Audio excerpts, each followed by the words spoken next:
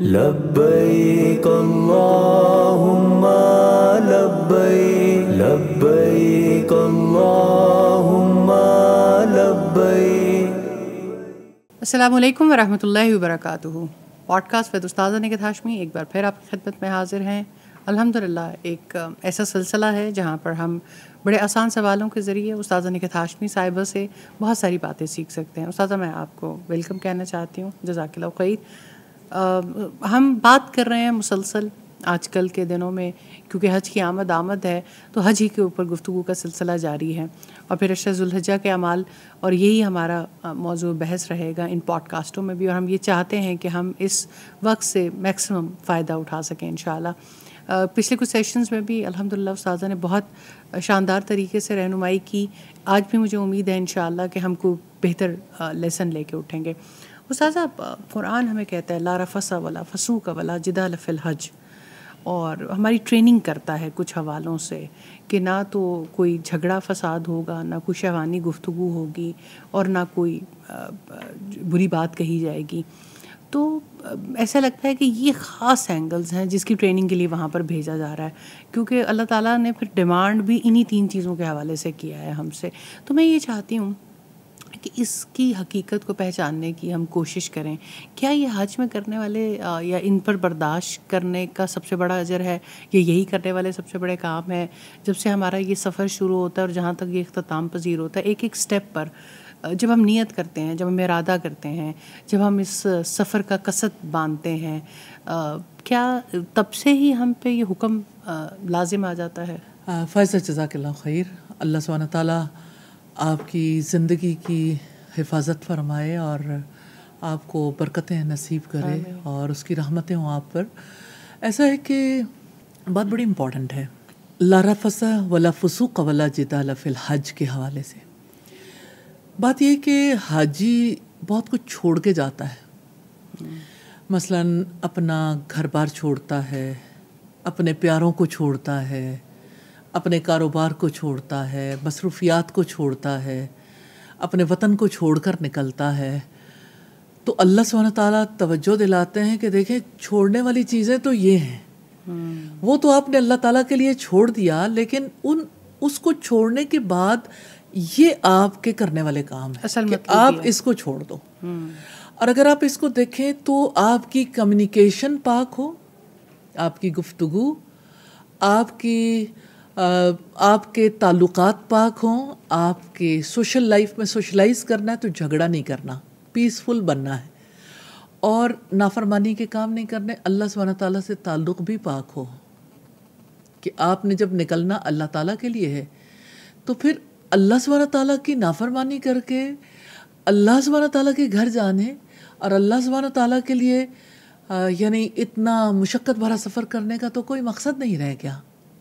اور آپ دیکھیں کہ حاجی کی اس بارے میں نارملی ٹریننگ نہیں کی جاتی۔ جتنی ٹریننگز ہوتی ہیں وہ آپ کو احرام باندھنا سکھا دیتے ہیں، آپ کو یہ بتا دیتے ہیں یہ راستے ہیں جن پہ چلنا ہے، یہ کام کرنا ہے، یہ کرنا۔ جی بالکل، کہ حج پہ جانے سے پہلے کرنے والے کام ہیں، یہ چیزیں ہیں، یہ آپ کی فہرست ہے، یہ چیزیں ضرور لے لیں، اور یہ جو تیاری بڑے فیسیلیٹیٹ کرتے ہیں وہ یہ کہہ دیتے ہیں آپ کے تو سارے تک ہم نے چن لیے ہیں، آپ کو بیگ، احرام، آپ کو چیزیں، آپ جن ہوٹلوں میں ٹھہریں گے وہاں آپ کو کسی چیز کی ضرورت نہیں ہوگی، آپ کی پوری ٹور پلاننگ ہم نے کر دی ہے۔ تو یہ لا رفث ولا فسوق ولا، جو حج کا مطلوب ہے وہ نارملی، کیونکہ بہت سارے لوگ ایسے حج کر رہے ہوتے ہیں جنہیں یہ تو پتہ ہے کہ یہ زندگی کا ایک فریضہ ہے، لیکن یہ نہیں پتہ کہ اس فریضے سے انسان کو مطلوب کیا ہے۔ جی ایسا ہے کہ یعنی جو ہم پہلے بھی بات کرتے رہے کہ حج کمپنیز جو ہیں وہ نارملی اسے بزنس کے طور پر لے کے چلتی ہیں۔ میں یہ سمجھتی ہوں کہ اس بات کی اصلاح ہونی چاہیے، حکومت کو بھی اسے ممکن بنانا چاہیے کہ وہ لوگ حج آپریٹرز ہوں اور وہ لوگ حج کمپنیز بنائیں اور چلائیں جن لوگوں نے لوگوں کے حج کو بہتر بنانا ہے۔ آپ دیکھیں دنیا بھر میں مثال کے طور پر ملائیشیا سے لوگ جاتے ہیں، انڈونیشیا سے لوگ جاتے ہیں، ڈفرینٹ کنٹری سے لوگوں کی بڑی ٹریننگز ہوتی ہیں، کئی مہینے کی ٹریننگز ہوتی ہیں، اور لوگوں کو واقعتاً حج میں جن چیزوں سے رکنا ہے اور جن کاموں کو کرنا ہے اچھے طریقے سے سکھایا جاتا ہے، اور آپ دیکھیں کہ ان کی بانڈنگ کتنی اسٹرانگ ہوتی ہے۔ پھر تو ہمارے یہاں اس کا اہتمام نہیں ہوتا، لیکن اصل میں اگر اہتمام نہ بھی ہو ذمہ داری تو برقرار ہے، کرنے والے کام تو یہی ہیں. اور اگر آپ اس میں دیکھیں تو اللہ سبحانہ تعالیٰ کہتے ہیں کہ زاد راہ ساتھ لے لو، بہترین زاد راہ تقویٰ ہے. اب میں دوسری طرف بھی توجہ دلانا چاہتی ہوں، بہترین زاد راہ کی طرف. تقویٰ جب ہم بولتے ہیں تو ظاہر ہے کہ چند حروف ہی سمجھ آتے ہیں، لکھ بھی لیں گے ذرا مشکل سے، پڑھ بھی لیں گے، بول بھی لیں گے، لیکن سمجھ کتنی آتی ہے. اچھا، تقویٰ کے بارے میں اگر یہ کہا جائے پرہیزگاری کو کہتے ہیں، خدا خوفی کو کہتے ہیں. اب مجھے یہ بتائیے کہ اس سے کرنے والے کام کیا پتہ چلتے ہیں؟ شیخ الاسلام امام ابن تیمیہ نے اس کی جو وضاحت کی، اور اس کی وضاحت ہمارے دیگر علماء بھی کرتے ہیں، کہ تقویٰ کہتے ہیں اللہ سبحانہ تعالیٰ سے ثواب کی امید رکھ کر اس کی اطاعت کے کام کرنا، اور اس کے عذاب کے خوف سے اس کے روکے سے رک جانا. اب یہ جو 3 کام ہے نا جن سے رکنا ہے، ان سے رکنے کے لیے اللہ سبحانہ تعالیٰ کے عذاب، اللہ کی سزا، پنشمنٹ، اس کو سامنے رکھے بغیر آپ رک کے دیکھیں، نہیں رک سکتے. طریقہ کار ہی یہی ہے، اسی سے تقویٰ نصیب ہوگا. اور تقویٰ کے لیے جب ایفرٹ کرنی ہے تو اپنی کمیونیکیشنز کو ضرور بہتر بنانا. آپ کو یاد ہے کہ ہم ابھی پچھلے دنوں میں کہیں بیٹھے ہوئے تھے تو کسی صاحب نے کہا کہ دیندار حلقوں میں بھی ویسے بھی جہاں بھی چند لوگ بیٹھتے ہیں تو دوسری شادی کی بات کریں گے، اور اسی طرح سے بہت ساری اور باتیں، یعنی کسی نے شادی کرنی ہو یا نہ کرنی ہو، لیکن یہ ہے کہ اذیت ضرور دینی ہے اور اس نوعیت کی گفتگو کرنی. اور حج پہ جانے والوں کو تو خصوصی طور پر روک دیا، لا رفث، کوئی شہوانی گفتگو نہیں. آپ کی گفتگو میں کوئی ایسی بات ہی نہیں ہوگی جس سے کوئی ہرٹ ہو یا جس کی وجہ سے ارد گرد کا ماحول خراب ہو یا آپ کا دل خراب ہو. مردوں کے لیے ایک بہت بڑا پیغام ہے، وہاں جا کے دوسری شادی پہ گفتگو نہیں کر سکتے. جی یہ بھی ہو سکتا ہے، لیکن خواتین کے لیے بھی، خواتین بھی یعنی کوئی ایسی گفتگو نہیں کریں گی جس کی وجہ سے یعنی دوسروں کا یا ان کا اپنا حج خراب ہو. اور پھر اسی طرح سے فسوق ہے، فسق کہتے ہیں اطاعت کے دائرے سے نکلنے کو. کہیں بھی کسی سٹیپ پہ بھی اللہ سبحانہ تعالیٰ کی فرما برداری نہیں چھوڑنی. جو اللہ سبحانہ تعالیٰ نے کہا اس کا پتہ تو ہو، اور پھر اس کے مطابق انسان ان کاموں سے رکتا ہے. تو حج پہ جانے والے نے صرف اپنے گھر والوں کو، کاروبار کو، اپنے بزنس کو نہیں چھوڑنا، انہوں نے اصل میں اللہ کی نافرمانی چھوڑنی سیکھنی ہے. تو اللہ سبحانہ تعالیٰ کی نافرمانی کو وہی چھوڑے گا جس کو یہ خوف ہوگا کہ میں نے اپنے اعمال کی جواب دہی کرنی ہے. اب آپ دیکھیں کہ ایک شخص ہے، گھر سے چلتا ہے، اس کا لباس اس پیسے سے ہے جو حرام ہے، اس کا سفر خرچ کے لیے جو ساتھ لیتا ہے وہ حرام ہے. مجھے یہ بتائیے کہ حج کہاں سے قبول ہوگا؟ اور جب آپ یعنی حج کے لیے جانے والا اگر اس کی کمائی حلال نہیں ہے تو کیا اس کے لیے سوچنے کا کوئی مقام نہیں ہے کہ مجھے اگر میں نے یہ سب کچھ کر بھی لیا تو اب میں نے حرام کمائی کو چھوڑنا ہے، میں نے ملاوٹ نہیں کرنی، میں نے سود نہیں کھانا، میں نے کہیں بھی یعنی ذخیرہ اندوزی نہیں کرنی، میں نے کمانے کا کوئی ایسا طریقہ نہیں اختیار کرنا جس سے اللہ سبحانہ تعالیٰ نے روکا ہے، میں نے تعلقات میں ایسا کوئی تعلق نہیں رکھنا جس سے اللہ سبحانہ تعالیٰ نے روکا، میں نے اپنے دل میں کسی کے بارے میں کینہ، بغض، حسد، کوئی ایسی بیماری نہیں رکھنی جس سے اللہ سبحانہ تعالیٰ نے روکا ہے. تو آپ دیکھیں کہ ایک بندہ گھر سے چلتا ہے اور وہ اگر بدگمانی لے کے چلتا ہے، اسے عادت ہے بدگمانی کی، اور بڑے آرام سے لوگ کہہ دیتے ہیں کہ ہم بہت سینسٹیو ہیں. اللہ سبحانہ تعالیٰ کو ایسا سینسٹیو انسان پسند نہیں ہے جو بات بے بات برے گمان دل کے اندر رکھ لیتا. لوگ کہتے ہیں کہ ہم بہت ٹچی ہیں. بھائی یہ شیطان کا ٹچ ہی تو ہے. شیطان چھو کر دیوانہ بنا دیتا ہے انسان کو، جس کی وجہ سے اس کے دل کے اندر بہت ساری چیزیں جگہ پکڑ لیتی ہیں. تو آپ یہ دیکھیں کہ حج پہ جانے سے پہلے بھی کرنے والے کام یہی ہیں، جا کے بھی کرنے والے کام یہی ہیں. بدگمانیاں ساتھ نہیں لے کے جانا چاہیے، بدگمانی پالنے کی عادت بھی نہیں لے کے جانی چاہیے. اسی طرح سے یعنی کینہ اور بغض پالنا یہ یہیں چھوڑ کے جانا چاہیے. تو کتنے مہینے کی ریاضت چاہیے نا اس کے لیے، باقاعدہ طور پر یعنی پورا ایک مائنڈ سیٹ تیار ہونا چاہیے، مائنڈ سیٹ بھی ہو، مطلب اس کے لیے باقاعدہ تربیت ہو تو وہاں جا کے پھر آخری ضرب لگے اور انسان سے یہ چیزیں چھوڑ جائیں. اور میں نے دیکھا جو حج پہ جانے والے ہوتے ہیں سم ٹائم بہت تیزی میں کام کر رہے ہوتے ہیں کہ اپنی چیزوں کو نپٹا رہے ہوتے ہیں اور زیادہ ایروگینٹ ہو جاتے ہیں معذرت کے ساتھ, اور زیادہ سم ٹائم جو ہے وہ اس چیز کی ریئلائزیشن نہیں ہوتی ہے کہ آپ کتنے بڑے مقصد کے حصول کے لیے جا رہے ہیں. جی بالکل یہ ایسا ہے لیکن یہ ہے کہ نیچرلی مصروفیات بھی حاجیوں کی ایسی ہوتی ہیں جس کے لیے بہت کچھ نپٹا کے بھی جانا ہے, لیکن یہ ہے کہ انہیں یہ ضرور دیکھنا چاہیے کہ ہم نے کرنے کیا جانا ہے. تو اللہ کی نافرمانی سے بچنے کے لیے جانا ہے, اللہ سے معاہدے کرنے کے لیے جانا ہے. اور پھر یہ ہے کہ جب آپ کے دل کے اندر بدگمانیاں, بغض, کینہ, حسد ہوتا ہے تو اس کی وجہ سے جدال ضرور ہوتا ہے, جھگڑا ضرور ہوتا ہے. آپ اگر سیلف لو میں مبتلا ہیں, میں یہ تو نہیں کہتی کہ سیلف لو بالکل ہی کنڈیم کر دینا چاہیے. اگر انسان کو اپنی ذات سے کوئی تعلق نہ ہو تو وہ آگ سے بچنے کی بھی تیاری نہیں کوشش کرے گا. لیکن دیکھیں یہ جو انا پرستی تک پہنچنا ہے نا, اس کی وجہ سے ہی ساری خرابیاں آتی ہیں. اور آج کی دنیا میں دیکھیں کہ یہ کلچر ایسا ہے جس کو سیلفی کلچر آپ کہہ سکتے ہیں, جس میں ہر کسی کو اپنی ذات کی فکر ہے, اپنی ذات سے باہر کچھ نظر نہیں آتا. اور جس کی وجہ سے سوسائٹی کے اندر ایک چینج ہے, ہر کسی کو یہ پتہ ہے میری ضروریات ہیں, میری خواہشات ہیں, میرے تعلقات ہیں, میرے معاملات ہیں, اور اپنی ذات سے باہر نیچرلی وہ کچھ نہیں سوچتا. تو حج بہت بڑا لیسن ہے. حج ایک پوری یعنی ترتیب کے ساتھ اجتماعی زندگی کو سکھاتا ہے, کیونکہ ہر کسی کو اکٹھا رہنا ہے.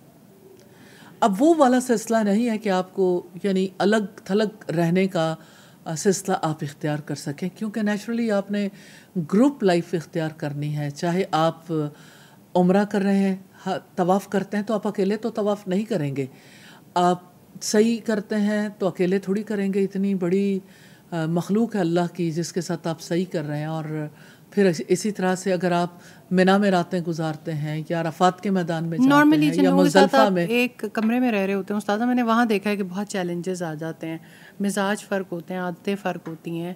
آپ کو کبھی عادت نہیں ہوتی اپنی روم کو شیئر کرنے کی, مختلف اپنے کمفرٹ زون کو چھوڑ کے جانا اور پھر لوگوں کے ساتھ ایڈجسٹ کرنا اللہ سبحانہ تعالیٰ کے خوف کے بغیر اور اس سے ثواب کی امید کے بغیر ممکن نہیں ہوتا. اگر انسان کو یہ پتا ہو نا میں نے اسی سے نیکی کمانی ہے تو انسان کے لیے کوئی چیز مشکل نہیں رہ جاتی. اور اب اصل میں ہمیں یہ لگتا ہے کہ شاید ہم اپنا کمفرٹ خرید سکتے ہیں. یہ بھی میں نے دیکھا ہے کہ بہت اس سے جو حج میں جو بہت بڑی خرابی آ رہی ہے لوگوں کے, آپ کس مکتب میں ہیں, آپ کس ہوٹل میں ہیں, آپ کس کمرے میں ہیں, آپ عزیزیاں میں کہاں ہیں, آپ ڈبل شیئرنگ پہ ہیں, کوارڈ پہ ہیں, ٹرپل پہ ہیں. ہم تو کسی سے روم شیئر نہیں کر سکتے.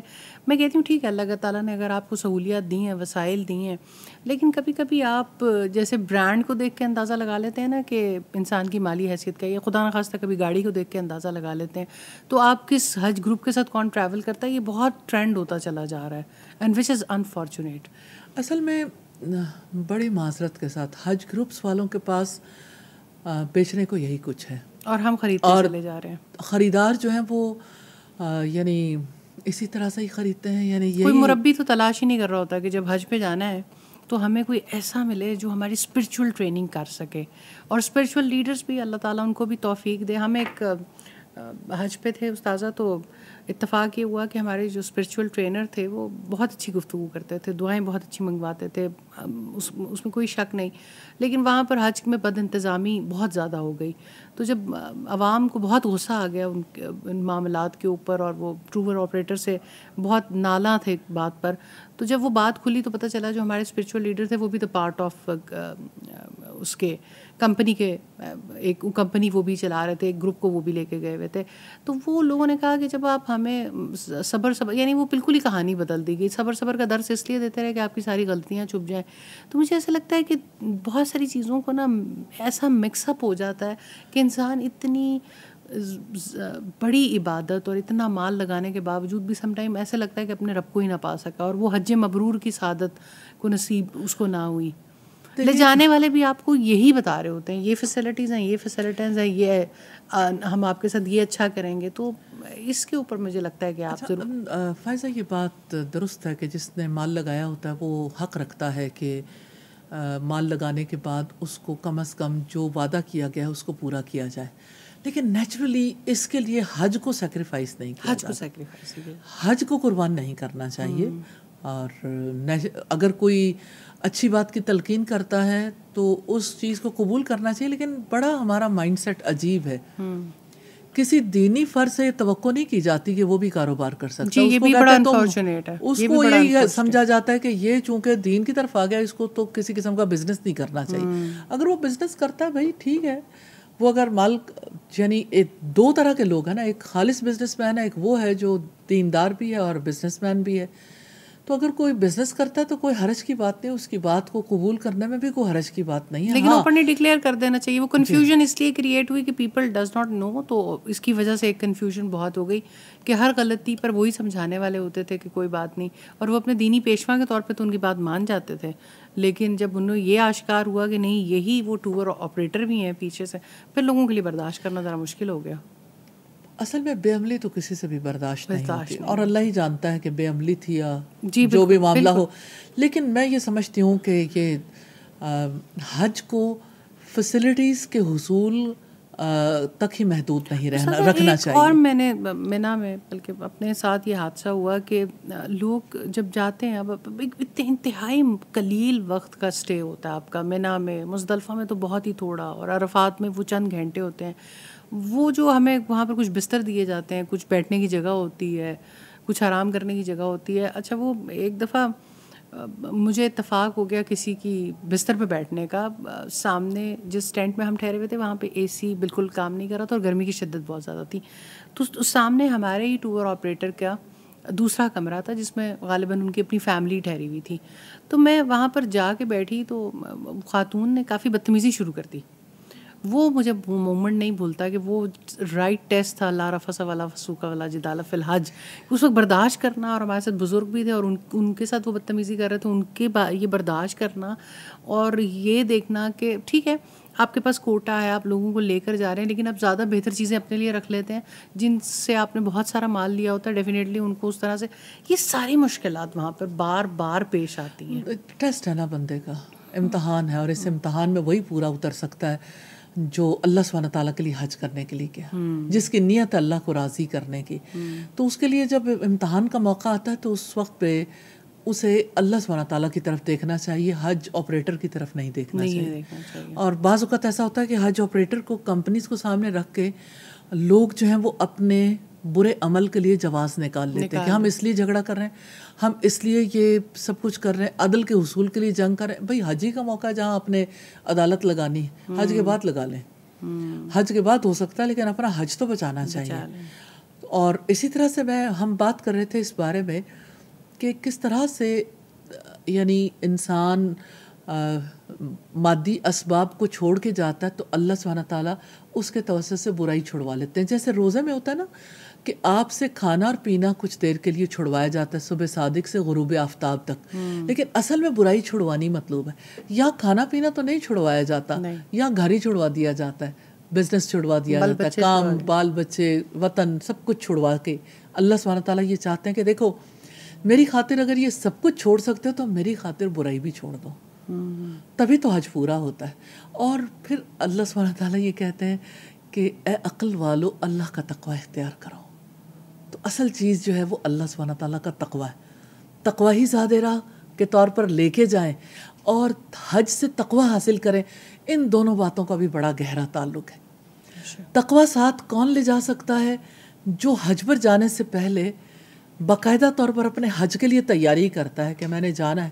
لوگ ایک دوسرے سے معافیاں مانگ رہے ہوتے ہیں، بہت اچھا ہے کہ اپنے قصور معاف کروا لیں، ٹھیک ہے، لیکن وہ جو عادتیں ہیں اللہ کو ناپسند ہیں، آپ کا طرز گفتگو ہے، آپ کے معاملات رکھنے کا طریقہ ہے، یا آپ کا اللہ سبحانہ تعالیٰ سے تعلق میں جو خرابی، اس کے بارے میں بھی تو کچھ سوچ کے جائیے کہ اصل میں یہ 3 چھوڑنے والے کام ہیں اور ان کی جگہ پہ 3 کاموں کو لانا ہے. شہوانی گفتگو کی بجائے اللہ کا ذکر، فسوق کی بجائے اللہ کی اطاعت، جدال کی بجائے محبت، نیکیاں، حسن سلوک، انسانوں کے ساتھ یعنی ان کو کھانا کھلانا، ان کو سلام کرنا. یعنی جدال کے اپوزٹ بھی تو جا کے دیکھیں، جھگڑا کہاں نہیں ہوگا جہاں آپ ایک دوسرے کا احساس کریں گے، جہاں آپ ایک دوسرے کے حقوق ادا کریں گے، جہاں آپ ایک دوسرے کی کیئر کریں گے، جہاں آپ ایک دوسرے سے شیئر کریں گے. تو نیچرلی انسان کے پاس جو ہو وہی شیئر کر سکتا ہے. تو اگر انسان کے پاس سب کچھ برا ہو یا کچھ برا ہو اور انسان برائی شیئر کر رہا ہو تو یہ حج کھول کے رکھ دیتا ہے کہ انسان کیا ہے.